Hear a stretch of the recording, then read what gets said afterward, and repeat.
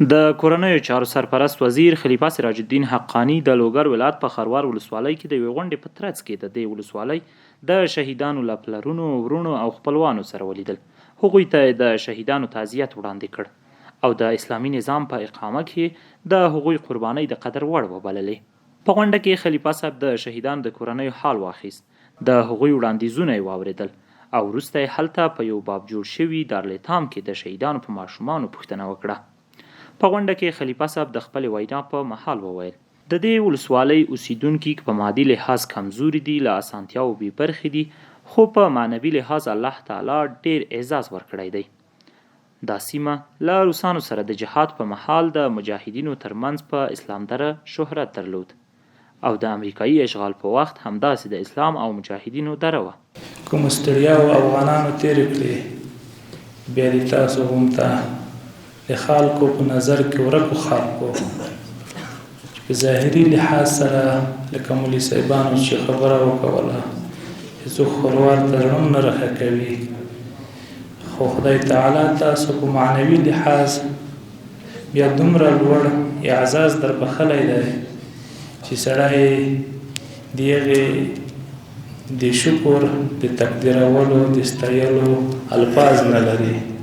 خو د ټولو نه مخکې د شل کلنۍ دورې څومره شهدا شوي دي، موږ په خپل وخت نه یو راغلي، د دوستانو د لارې به مو تعزیت رالېږو.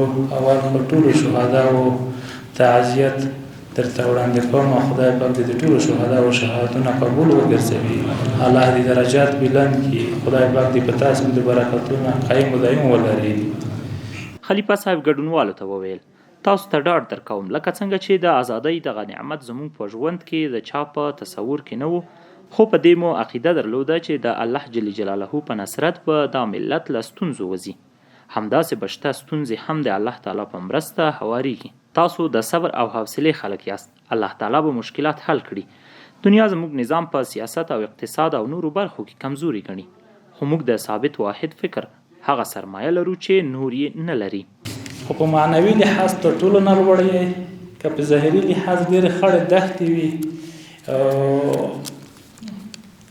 او پاتې وای، ډېرې آبادۍ نه پاتې وای، د ترقۍ نه پاتې وای، دا به انشاءالله الرحمن کېږي.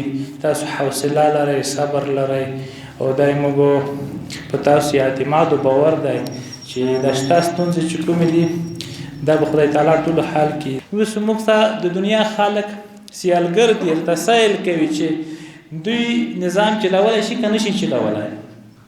لنډ هغې شیانو ته ګوتې وروړي چې دوی په معارف کې کمزوري دي، دوی په بیا ابادولو کې کمزوري دي، دوی په اقتصاد کې کمزوري دي، دوی په پلاني شي کې کمزوري دي. خو موږ هم تحقیق نه ورسره کوي، دغه خبره موږ هم کوي چې دا کمزورتیا ده. الحمدلله موږ چې کیمه غنا لرو، کیمو سرمایه لرو، عادي چې سره نشته، هر شی دی موږ ته ثابت ایمانداری ده، ثابت عزم ده، ثابت موقف ده.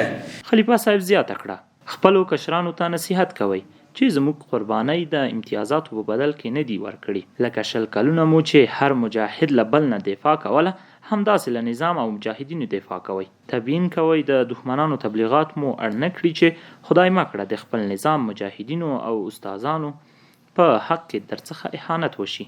الحمدلله مشرتابه په ولس باندې زیات شفقت لري، هغه په هیڅ صورت مجاهدین به برخلیکه نه پرېږدي.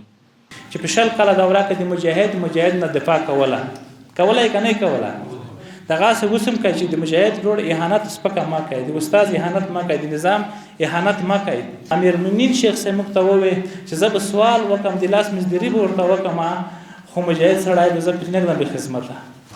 دا 2 کاله مسلسل موږ ته تشکیل دی لوړ کوي د مجاهدینو په خاطر باندې، دا هم دفاع وزارت ته، هم داخله وزارت ته، هم استخبارات ته، او دا به انشاءالله ټول کېږي.